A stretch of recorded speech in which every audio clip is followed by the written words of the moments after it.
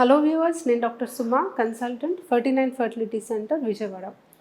So test tube baby పద్ధతి ద్వారా ఎంతోమంది కపుల్స్కి ప్రెగ్నెన్సీస్ రావడం అనేది చూస్తాం. బట్ ఎంతోమందికి టెస్ట్ ట్యూబ్ బేబీ పద్ధతి చేసినా కూడా ప్రెగ్నెన్సీ రాదు. సో ఫస్ట్ అటెంప్ట్లోనే అందరికీ ప్రెగ్నెన్సీ రాదు. కొంతమంది సెకండ్ అటెంప్ట్కి ట్రై చేశాక వస్తుంది, కొంతమందికి థర్డ్ ఫోర్త్ అటెంప్ట్లో ప్రెగ్నెన్సీ వస్తుంది. సో ఇది చూసి చాలామంది కంగారు పడుతూ ఉంటారు.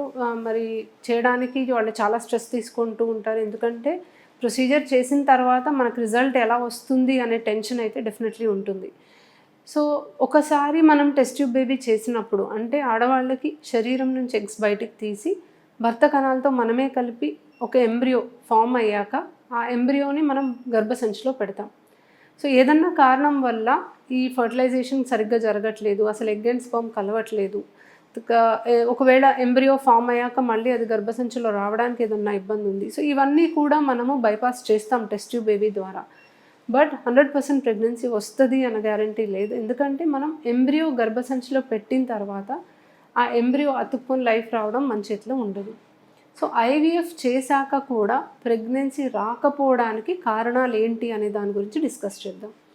సో ప్రెగ్నెన్సీ రావాలి అంటే మనకి ఎగ్ అండ్ స్పర్మ్ కలిసి ఎంబ్రియో తయారయ్యి అది వచ్చి గర్భసంచిలో అతుక్కోవాలి. అప్పుడే మనకి ప్రెగ్నెన్సీ నిలబడుతుంది.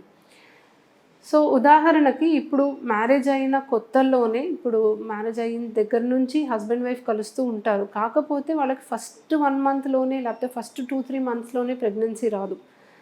మ్యాక్సిమం 1 ఇయర్ పాటు రెగ్యులర్గా హస్బెండ్ వైఫ్ కలిస్తే 90% ఆఫ్ ద కపుల్స్కి ప్రెగ్నెన్సీ వస్తుంది.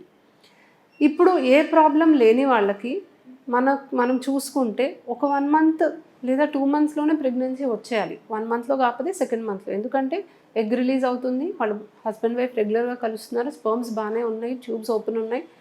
మరి ఫస్ట్ 1 మంత్ సెకండ్ మంత్లోనే ఎందుకు ప్రెగ్నెన్సీ రావట్లేదు? కొంతమంది 6 మంత్స్ ట్రై చేశాక వస్తుంది, కొంతమంది 1 ఇయర్ ట్రై చేశాక వస్తుంది. సో దీన్ని బట్టి అర్థమైంది ఏంటంటే, ఏ ప్రాబ్లం లేకపోయినా కూడా ఒక గర్భం నిలబడటానికి భార్యాభర్తలు రెగ్యులర్గా ఆల్మోస్ట్ 1 ఇయర్ వరకు ట్రై చేయాలి. ఒక మంత్లో కాకపోతే ఇంకో మంత్లో ప్రెగ్నెన్సీ వచ్చే ఛాన్స్ ఉంటుంది.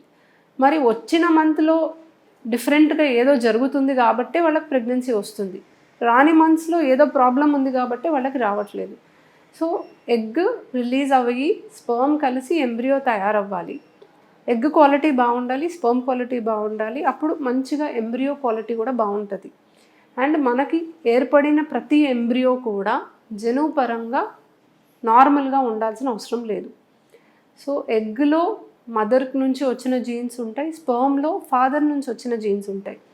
మదర్ జీన్స్ నార్మల్ ఉండొచ్చు, ఫాదర్ జీన్స్ నార్మల్ ఉండొచ్చు. బట్ ఇవి రెండు కలిసి ఒక ఎంబ్రియో ఫామ్ అయినప్పుడు సగం జీన్స్ మదర్ నుంచి సగం జీన్స్ ఫాదర్ నుంచి వచ్చినప్పుడు ఒక న్యూ ఇండివిజువల్, ఒక కొత్త జెనెటిక్ ప్యాటర్న్ ఫామ్ అవుతుంది. ఇది నార్మల్గా ఉండాల్సిన అవసరం లేదు. సో జన్యుపరంగా నార్మల్గా ఉన్న ఎంబ్రియో ఫామ్ అవుతే ఆ మంత్లో ప్రెగ్నెన్సీ వచ్చే ఛాన్స్ బెటర్గా ఉంటుంది. జెనెటిక్లీ నార్మల్ ఎంబ్రియోస్ మనకి ఒక 5-6 ఎంబ్రియోస్లో ఏజ్ తక్కువ ఉన్నప్పుడు 1-2 నార్మల్ ఉంటాయి. అదే ఏజ్ ఎక్కువ అయ్యే కొద్దీ ఒక 10 ఎంబ్రియోస్లోనే 1 నార్మల్ ఉంటాయి. సో వాళ్ళకి ఇంకొంచెం ఎక్కువ టైం పడుతుంది. సో ఆ జెనెటిక్లీ నార్మల్ ఎంబ్రియో తయారైనప్పుడు గర్భసంచి లోపల లైనింగ్ కూడా అతుక్కోవడానికి అనుకూలంగా ఉండాలి. రిసెప్టివ్ ఎండోమెట్రియం అంటాం. సో ఎంబ్రియో జెనెటిక్గా బాగుండి ఎండోమెట్రియం రిసెప్టివ్గా ఉన్నప్పుడే అవి రెండు అటాచ్ అయ్యి ఇంప్లాంటేషన్ జరిగి ప్రెగ్నెన్సీ వచ్చే అవకాశం ఉంటుంది. అదేవిధంగా ఇది నేను ఇప్పటి వరకు చెప్తుంది న్యాచురల్గానే వచ్చే ప్రెగ్నెన్సీలోనే మనకి ఇన్ని ఆప్షన్స్, ఇన్ని మనకి మ్యాచ్ అవ్వాలి. ఐవీఎఫ్లో కూడా మనం తయారు చేస్తాం ఎంబ్రియోస్ బ్లాస్టోసిస్ట్లో 5వ రోజు వరకు ఉన్న ఎంబ్రియోస్ మంచి ఎంబ్రియోస్. మామూలుగా వీటికి సక్సెస్ రేట్ బాగుండాలి. బట్ అన్ని ఎంబ్రియోస్ కూడా కనిపించడానికి బాగున్నా అన్ని ఎంబ్రియోస్ జన్యుపరంగా నార్మల్గా ఉండాల్సిన అవసరం లేదు. సో ఎప్పుడైతే మనం జన్యుపరంగా బాగున్న ఎంబ్రియో పెడతామో పొర కూడా అతుక్కోవడానికి అనుకూలంగా ఉందో అవి రెండు అటాచ్ అయ్యి మనకి ప్రెగ్నెన్సీ రావడానికి ఛాన్సెస్ బాగుంటాయి. బట్ మనకు తయారైన అన్ని ఎంబ్రియోస్ జన్యుపరంగా నార్మల్గా ఉండవు, కొన్ని మాత్రమే ఉంటాయి. కాబట్టి అవి పెట్టినప్పుడే మనకు ప్రెగ్నెన్సీస్ వస్తాయి. సో మీకు గనక ఎక్కువ ఎంబ్రియోస్ ఫామ్ అయినాయి, మీరు ఒక్కసారి ట్రాన్స్ఫర్కి అటెంప్ట్ చేశారు, ప్రెగ్నెన్సీ రాలేదు, నిరాశ పడాల్సిన అవసరం లేదు. మిగిలిన ఎంబ్రియోస్లో జెనెటిక్లీ నార్మల్ ఎంబ్రియో ఉంటే మీకు సెకండ్ అటెంప్ట్లో అయినా వస్తుంది. ఎక్కువ ఎంబ్రియోస్ వచ్చినప్పుడు మనకు అందుకనే ప్రెగ్నెన్సీ రేట్ ఎక్కువ అవుతుంది. ఎందుకంటే వాటిల్లో కనీసం 1-2 అన్నా మనకి మంచి ఎంబ్రియోస్ తగిలి ప్రెగ్నెన్సీ వచ్చే అవకాశం ఉంటుంది.